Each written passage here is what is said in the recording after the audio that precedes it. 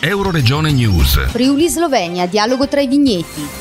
A margine del premio Collio recentemente assegnato abbiamo ascoltato Robert Princic, da poco nominato presidente del consorzio Collio, sullo stato del dialogo tra due territori, Collio friulano e Collio sloveno, prima separati da un confine ma in realtà un unico territorio collinare, geograficamente omogeneo e similmente vocato alla produzione vitivinicola.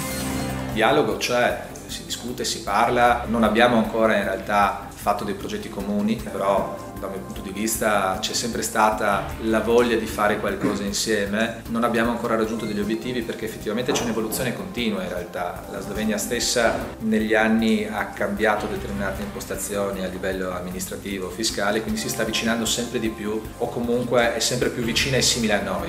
Il presidente auspica una sempre maggiore apertura tra le due realtà.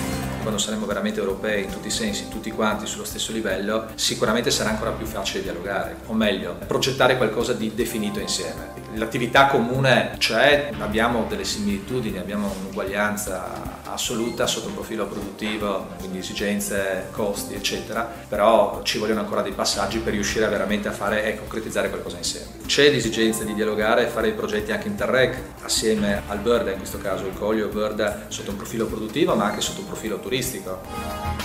Avete ascoltato Euroregione News.